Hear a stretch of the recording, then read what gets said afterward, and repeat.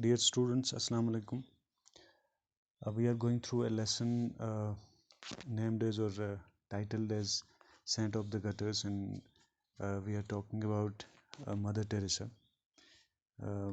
We were asked a question in the previous paragraph. एक सवाल पूछा गया था that how did she acquire that status, यानी कि वो स्टेचर, वो स्टेटस, वो मुकाम, वो पोजीशन उन्होंने कैसे हासिल की, जिस इम्पोर्टेंस और जिस रिस्पेक्ट की वजह से सारी दुनिया जो है उनको मदर टेरेसा के नाम से जानती है, और शायद रहती दुनिया तक जो है उनके अच्छे काम, उनके नेक काम जो है वो याद किए जाने हैं। तो हम आज ये इस जर्नी को ट्रेस आउट करने की कोशिश करेंगे, उनके इस सफ़र को एग्जामिन, उनके इस सफ़र को स्टडी करने की कोशिश करेंगे कि किस तरह से उनको ये मुकाम मिला। So to begin with, on 26th of August 1910, a girl child was born in Skopje, a city which was a part of Albania at that time but later became a part of Yugoslavia.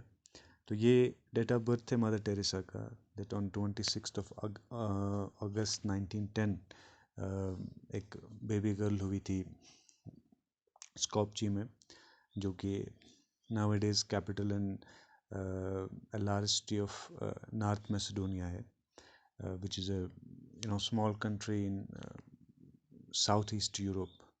1991 में इसको independence मिली थी, इसको आज़ादी मिली थी। तो वहाँ पे एक छोटी सी बच्ची इस शहर में पैदा हुई थी स्कोपजी के, जो कि उस वक्त जो है अल्बानिया एक छोटी सी कंट्री थी इसी कॉन्टिनेंट में, यूरोपियन कॉन्टिनेंट में। उस वक्त उसका हिस्सा था, लेकिन बाद में यूगोस्लाविया का हिस्सा बन गया, जो कि ओटोमन एम्पायर के साथ था उस वक्त, और एक छोटी सी कंट्री है ये भी यूरोप में ही। तो this baby girl was named, यानी she was named Agnes Gonxha Bojaxhiu. I repeat the name, Agnes Gonxha Bojaxhiu was her name when she was given the name Agnes Gonja Boyaje on her birth. Her father, a successful businessman, died when she was 8, यानी कि उसके वालिद साहब जो हैं वो जो mother Teresa का या एग्नीस की छोटी सी उम्र में जो हैं वो रेलत कर गए थे, वो दुनिया से चले गए थे। तो मदर टेरेसा जो हैं उसके बाद कुछ वक्त तक, यानी कि 18 साल की उम्र तक वो अपने शहर में रही, जिस शहर में वो पैदा हुई थी। उसके बाद वो शी मूव टू आयरलैंड, वहाँ पे कुछ एक लैंग्वेज का कोर्स करके, लैंग्वेज सीखने के बाद वो हिंदुस्तान चली गई, where she lived for most of her life, we can say for the rest of her life. तो उनके वालिद साहब, जो कि एक बहुत ही कामयाब बिजनेसमैन थे, एक बहुत बड़े ताजर थे अपने ज़माने के, अपने वक्त के, वो दुनिया से चले गए जब मदर टेरेसा सिर्फ 8 साल की थी। Then the family was looked after by the mother Drana, who skill at stitching and needle craft provided her with a livelihood.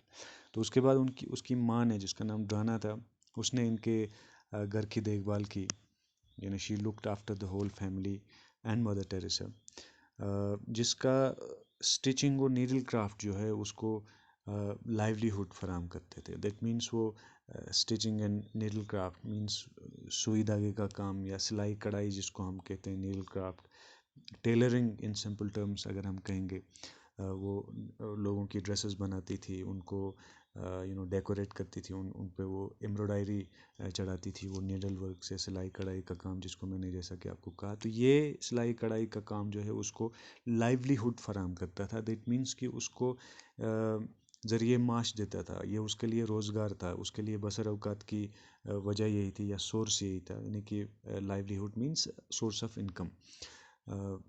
तो ये स्टिचिंग एंड नीडल क्राफ्टिंग की वजह से जो है ये अपना वक्त बिताते थे, अपना गुजर बसर करते थे। The family was raised in a devote Roman Catholic tradition. Right from her childhood, Agnes would love to spend time in the church, decorating it with flowers, hanging flags and banners for festivals, and singing in the church choir. So Agnes the family was raised in a devout Roman Catholic tradition. यानी कि इस सारी family की एक तरह से परवरिश जो है परवरिश जो है वो उस वक्त के जो रोमन कैथोलिक्स के ट्रेडिशंस थे, यानी कि इनके जो जिस रिलीजियस को ये फॉलो करते थे, जो डिवोट रोमन कैथोलिक चर्च थे, यानी कि जो सिंसियरली रिलीजियस जो ट्रेडिशंस थे, जो उस वक्त का जो रिवाज था, उस रिवाज के हिसाब से ये फैमिली जो है रेज हुई थी। Right from her childhood, right from her childhood means कि बिल्कुल अपने बचपन से ही Agnes would love to spend time in the church.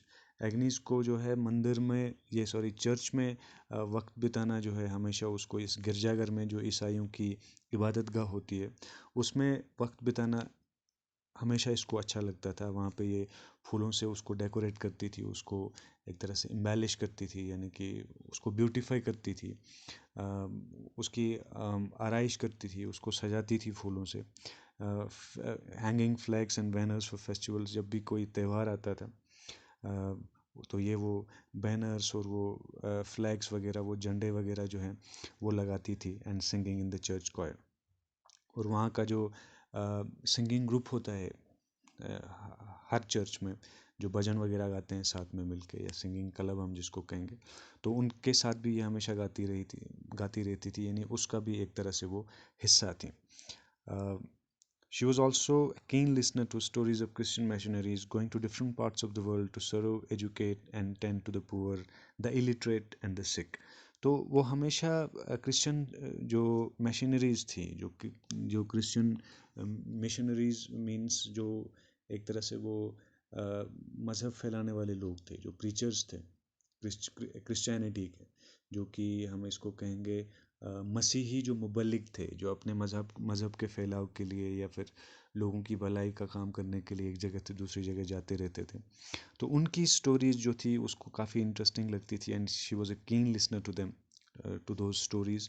तो एक बहुत ही दिलचस्पी थी उसको वो कहानियाँ सुनने में, जो कि दुनिया की अलग अलग जगहों पे ये मिशनरीज़ जाते थे, ये लोग अपने मज़हब के फैलाव के लिए जाते रहते थे, लोगों की खिदमत करने के लिए, to educate them, to tend to the poor, that means to take care for the poor. उनकी खिदमत या उनकी खबरगिरी के लिए जाते थे, या इलिटरेट्स थे उनको एजुकेट करने के लिए जाते थे, या जो सिख थे उनकी तीमारदारी या उनको इलाज वगैरह में मदद करने के लिए एक जगह से दूसरी जगह जाते रहते थे।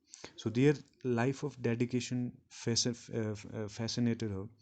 These activities alone, however, would not make her out as an exception. So their life of dedication fascinated her. तो उनकी जो एक तरह से वो committed life थी, लाइफ डेडिकेशन हियर मीन्स उनकी जो लगन थी, उनका जो अज़म था, उनका जो वो होल हार्टेडनेस था अपने काम को लेके, उनकी जो कमिटमेंट थी, उसकी वजह से वो फैसिनेट हो गई, उनकी तरफ अट्रैक्ट हो गई, उनकी तरफ मुतवज्जह हो गई। यानी ये स्टोरीज़ की वजह से, ये स्टोरीज़ ने क्रिश्चियन मिशनरीज़ की उसके दिल को मोह लिया और उसमें दिलचस्पी पैदा हो गई। उन्होंने इन स्टोरीज़ ने, या उनकी ज़िंदगी के, उनका जो तौर तरीका था ज़िंदगी, या उनका तर्ज ज़िंदगी जो था, उसकी वजह से वो उनकी तरफ अट्रैक्ट हो गई, उनकी तरफ फैसिनेट हो गई। These activities alone however would not make her out as an exception. लेकिन सिर्फ यही एक्टिविटीज़, यही काम उसको दुनिया के लिए एक एक्सेप्शन नहीं बनाए।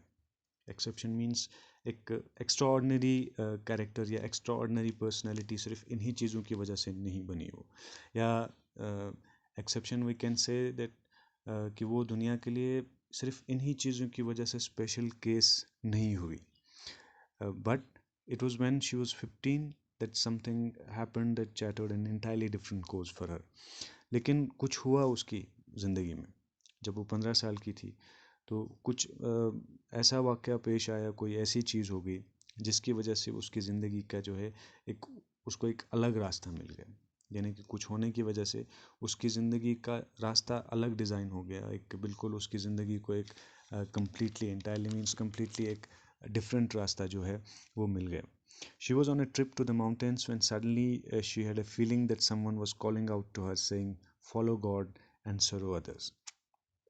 तो कहता है कि वो किसी जगह पे पहाड़ों पे एक ट्रिप पे चली गई थी, वो कहीं एक सैर सपाटे के लिए गई थी, एक टूर पे चली गई थी, कि अचानक उसको एक आवाज़ सुनाई दी, और ये आवाज़ कह रही थी, "follow God and serve others", कि ऊपर वाले का जो है उसकी बात मानो, उसके बताए हुए रास्ते पे चलो, यानी कि ऊपर वाले के बताए हुए रास्ते पे चलो और दूसरों की खिदमत करो, यानी गरीबों और ज़रूरतमंदों की मदद करो. In our Eastern mystic tradition too, it's believed that an inner voice calls out to a person if God has some special task cut out for him or her.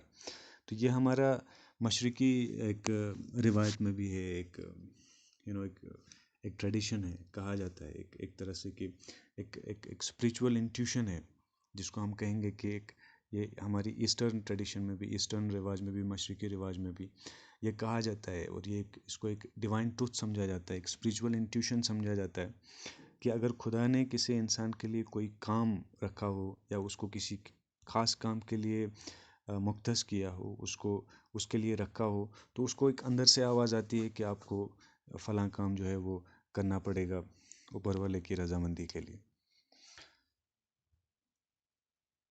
So this experience of ours should not come as a surprise to us. तो इसका ये experience कि अंदर से आवाज़ आना, फिर उसको ये कहा जाना कि ऊपर वाले के रास्ते पे चलो और लोगों की खिदमत करो, ये हमारे लिए इसमें कोई हैरानी की बात नहीं होनी चाहिए. About this time Agnes had also heard that somewhere out there is a place called India and had already made her mind to become a missionary. तो इससे पहले जो है उन्होंने कहीं से सुना था कि दुनिया में कोई ऐसी जगह है जिसको लोग इंडिया के नाम से जाने जाते हैं, हिंदुस्तान जिसको कहा जाता था, और उसने ऑलरेडी जो है माइंड बनाया था, उसने ऑलरेडी ये डिसाइड किया था कि वो वहाँ पे जाएंगे और वो एक मिशनरी बनेंगे, एक मुबल्लिग, एक प्रीचर, एक टीचर बनेंगे, जो ना सिर्फ लोगों तक अपने मज़हब की बात पहुँचाएगा बल्कि उनकी खिदमत भी करेगा.